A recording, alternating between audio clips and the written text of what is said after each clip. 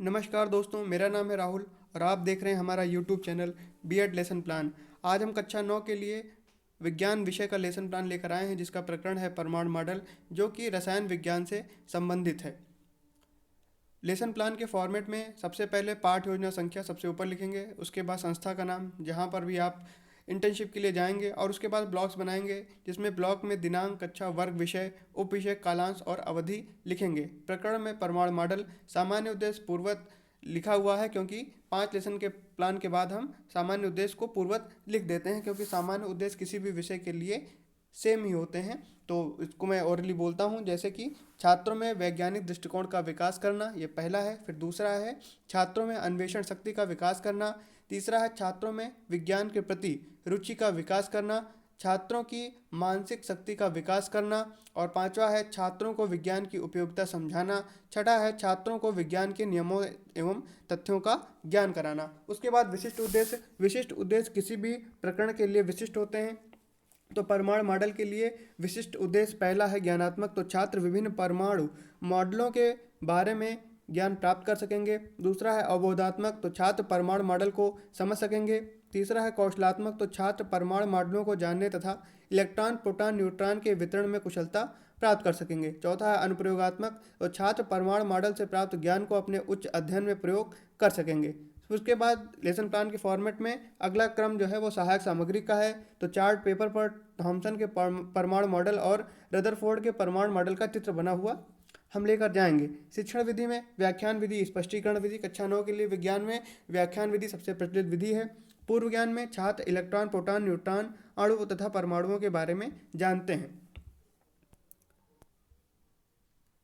अब प्रस्तावना में प्रश्न और उत्तर इस तरह का ब्लॉक बनाएंगे। प्रश्न में इलेक्ट्रॉन, प्रोटॉन, न्यूट्रॉन से क्या बनता है, तो छात्र उत्तर देंगे कि परमाणु बनता है। इलेक्ट्रॉन, प्रोटॉन और न्यूट्रॉन से परमाणु बनता है। दूसरा प्रश्न है कि परमाणु में इलेक्ट्रॉन, प्रोटॉन तथा न्यूट्रॉन के वितरण को क्या नाम दिया गया है, तो इसका उत्तर देंगे छात्र कि इलेक्ट्रॉन, प्रोटॉन तथा न्यूट्रॉन के वितरण को परमाणु मॉडल नाम दिया गया है। फिर तीसरा है प्रश्न है कि पहला परमाणु मॉडल किसने दिया, तो ये प्रॉब्लमेटिक क्वेश्चन हो जाएगा, समस्यात्मक प्रश्न। और इसी समस्यात्मक प्रश्न से हम उद्देश्य कथन बनाएंगे। तो उद्देश्य कथन में लिखेंगे कि छात्रों, आज हम परमाणु मॉडल के बारे में अध्ययन करेंगे। उसके बाद फॉर्मेट के अनुसार इसी तरह के ब्लॉक बनाएंगे, जिसमें पहला ब्लॉक होगा प्रस्तुतिकरण, दूसरा है शिक्षण बिंदु, तीसरा है छात्राध्यापक क्रियाएं, छात्र क्रियाएं और सैंपट कार्य। शिक्षण बिंदु में लिखेंगे थॉमसन का परमाणु मॉडल।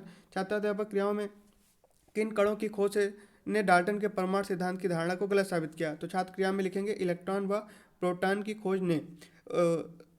उसके बाद प्रश्न है कि थॉमसन का परमाणु मॉडल क्या है, तो छात्र मौन रहेंगे। इसमें जो भी विशेष टर्म होंगे जैसे इलेक्ट्रॉन और प्रोटॉन, तो उनको हम सैंपट पर लिख देंगे। तो ऐसे इसमें सैंपट कार्य में लिख देंगे इलेक्ट्रॉन और प्रोटॉन। फिर यहाँ पर छात्राध्यापक कथन, तो इसमें जो हम थॉमसन के परमाणु मॉडल जिसमें छात्र मौन रहे थे उसके बारे में यहाँ पे लिखेंगे। तो थॉमसन ने परमाणु की संरचना से संबंधित एक मॉडल प्रस्तुत किया जो क्रिसमस केक की तरह था। इनके अनुसार परमाणु एक धनावेशित गोला था जिसमें इलेक्ट्रॉन क्रिसमस केक में सजे सूखे मेवों की तरह थे। तरबूज का उदाहरण भी ले सकते हैं, जिसके अनुसार परमाणु में धन आवेश तरबूज के खाने वाले लाल भाग की तरह बिखरा हुआ है, जबकि इलेक्ट्रॉन धनावेशित गोले में तरबूज के बीज की भांति धंसे हुए हैं। इसी प्रकार का चित्र बनाएंगे जिसमें धनावेशित गोला और इलेक्ट्रॉन को इसी प्रकार से प्रदर्शित करेंगे।